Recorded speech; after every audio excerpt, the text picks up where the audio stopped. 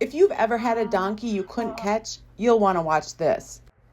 This is Juliet. She hasn't let me near her in months after a tough farrier visit left a big impression. Today, I'm going to show you exactly how I work with her, slow, steady, and thoughtful, to rebuild trust. By the end of this session, Juliet will not only be haltered and leading, but I'll also take off her wild neck tag for the very first time. Right now, my only goal is simple. I'm just trying to stand quietly next to her. You'll notice how I move and how many breaks I give her. I am asking if she will do nose to the halter, which is a way to let me know that she can let me know if she's willing to participate and to cooperate with what I'm asking. With donkeys, less is always more. I'm not going to chase her. I'm not going to force anything. I'm giving her time to think. Now, we're in a 24 by 24 pen. That's important. It's big enough for her to move if she's feeling nervous, but it's small enough that she can't run laps and get more worried. If she were start to race around and not stand, that would be a sign that I'm asking too much for what she's ready for. If you're working with a hard to catch donkey, this kind of space sets you both up for success. In just a few minutes, you'll see me actually get the halter on. But first, Juliet has to believe I'm safe standing this close. We brought home Juliet along with 6 others, so we brought home 7 total at one time. Juliet is an 8-year-old Jenny, and she comes from Johnny, Nevada. Do you remember how earlier I said slower is always faster?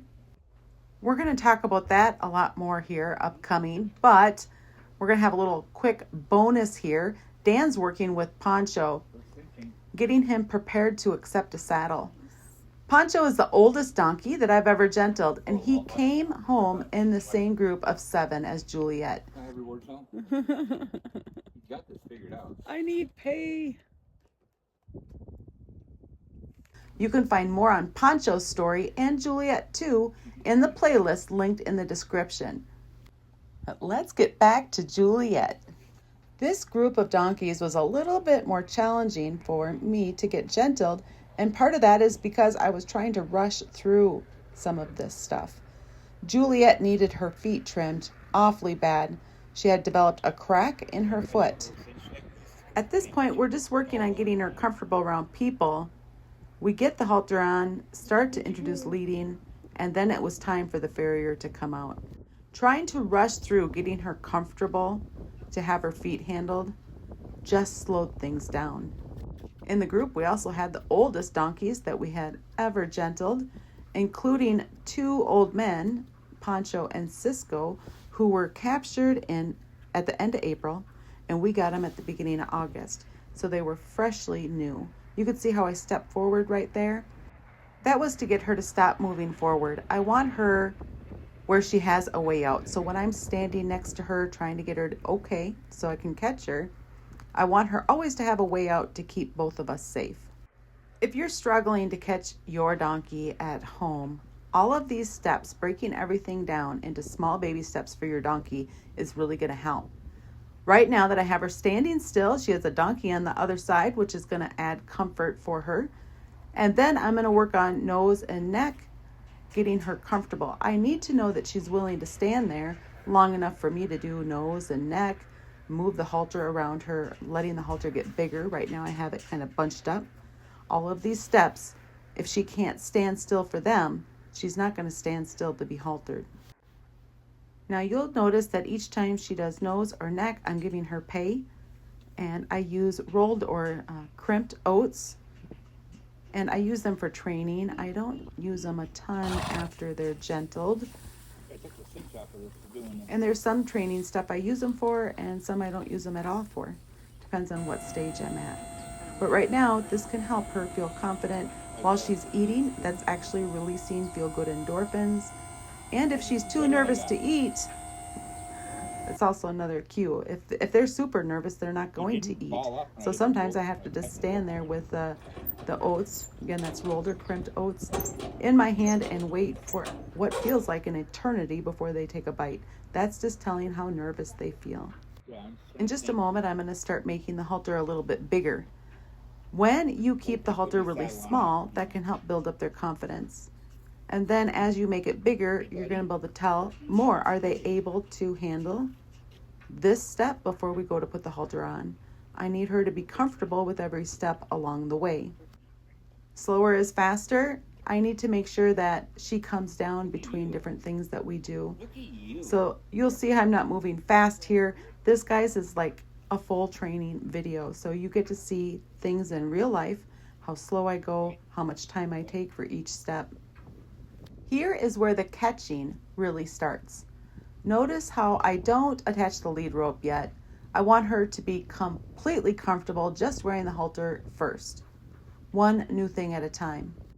Watch how often I move, then stop, then wait. Donkeys learn in the pause. Every break that I give Juliet tells her she has time to think instead of feeling trapped.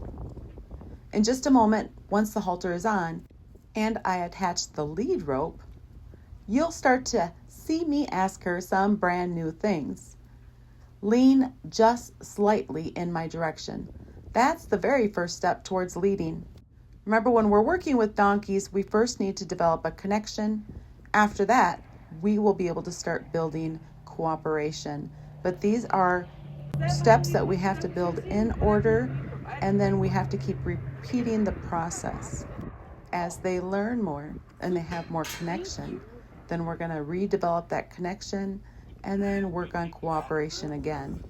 We can't ask for too much at one time, or we will have things lopsided. If your donkey has connection but no cooperation, maybe they're walking over you or trying to taste you, not even being mean. But sometimes donkeys like to put things in their mouth, especially the young ones. If they have cooperation but they're lacking on the connection, maybe they're going to be harder to catch. This is definitely a balancing act, and we need to keep repeating the process like a cycle so that we keep them in balance. This might look slow, but it is the real process. If you rush this, you'll undo weeks of progress. Slow and steady is always faster in the long run. One thing to keep in mind is that every donkey is different. Blackjack and Joker, oh my gosh. Those two started off nervous, but it did not take long for them to come around and to decide that they absolutely love people. Romeo and Juliet here were both a little bit more tricky. Abby, she was so entertaining. She used to back up to kick the other donkeys so much. But she also came around pretty well. Not too hard. And then, of course, Cisco and Poncho, the two old men. And those two, Cisco, he would let us come up and pet him, but he would look like he would be just as happy to kick us. And then Poncho used to run from us and then scream at the top of his lungs, just hee-hawing away. What I'm going to do next now is start to teach her to clear the front. I am standing with my right shoulder next to her right leg. I'm going to point the lead rope kind of in the direction that I want her foot to go. I'll give her a few seconds to respond, and then I'm going to bring the flag up to encourage that. There, she moved her foot. It was on accident, but I'm going to reward that so she gets a little break. Before I ask anything, even this step, getting them to just shift their weight towards me is a big win. What I'm asking for is very small. That's it. All of this is done even before I ask her to walk with me. She needs to learn that shifting her weight towards my direction is the right answer. So it might look tiny, but this is where the foundation of leading begins. Donkeys don't learn by being drug around. They learn by understanding what you're asking and choosing to try. After this, we'll move to clearing the fronts, one of the most important safety skills you can teach your donkey. We're teaching her to follow a loose lead rope here. I'm pointing where I want her to go. Then I'm going to count in my head. For a wild donkey, I'll even start with counting to 10, giving them plenty of time, offering a good deal, and then encouraging that movement if they don't understand. You saw me bring up my flag to encourage the movement when she didn't know what the answer was. It may look simple, but it's one of the most important things you can teach a donkey, and it makes handling safer, and it sets up better communication. Now here I'm just asking for some forward movement so I can get her in position to ask her to clear the front again. I'm often checking, guys, to see if I'm still in the camera. All right, so now I'm going to get ready, point where I want her foot to go, and she did it. No flag needed. Later on, we'll want more, but this is the beginning steps of teaching her what I want. So I'm counting in my head, bring up the flag to encourage that movement. There, she did it. Another break. The breaks can be just 10 seconds, or they could be a lot more. Sometimes I might sit with them for an hour. Now I'm just getting her back into position, so I'm asking for that forward movement so that I can keep working on clearing the fronts. Now notice how often I stop to give her a break. Those breaks aren't just for no reason. That's when she's actually processing the lesson. Now I'm asking, I'm going to count in my head, and if she doesn't take me up on the good deal, I'll use my flag to encourage that forward movement or that sideways movement. There, she did it. This may be looking really repetitive to you, but stay with me, because at the very end of the session, you're going to see a huge milestone. Juliet's neck tag will finally come off. That's her official step away from being wild. If you're wondering how this turns into an actual leading, don't worry. That's exactly where this is heading. Every try here builds her confidence for what is going to be next. And if you are enjoying watching this step-by-step, I want to remind you that I share even more behind-the-scenes training in my membership program. Coaching students are able to send me videos of what they're working on, and then I send back coaching videos showing exactly what to do next or to try to help you fix what's not going right yet. I also have a very basic membership that is just supporting this channel, and I want to give a big shout out to everybody who is doing that. That really helps me keep making these videos. You'll find a link to that below, along with merchandise that supports this channel. And here's something that's really important. There are a lot of people out there who feel lost when it comes to training donkeys. Once you understand how a donkey's mind works, you can build a great relationship. People and donkeys both deserve that.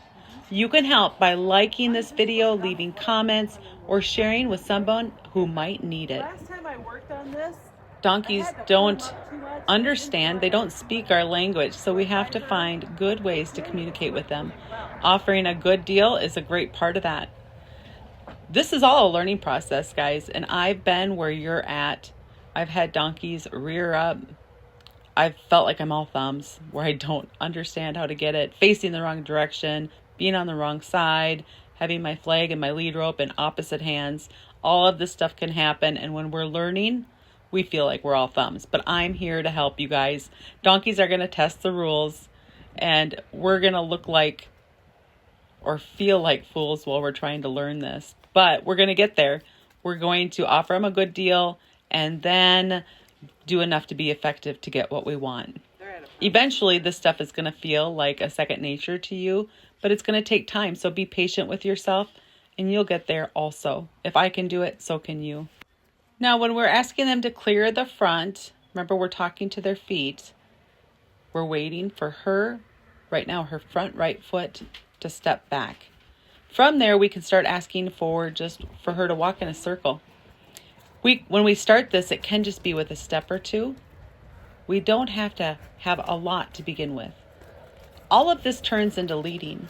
The more we can help her understand what we want now, the more she's going to be willing to be cooperative later on. And if your donkey starts to resist, sometimes it's just time for them to have a longer break. Remember, when you're working with a wild donkey, it's important to start with smaller sessions. When I'm working with them, 15 minutes, sometimes a half hour, but lots of breaks. You can see how much I stand around while I'm asking her question, and then I stand around.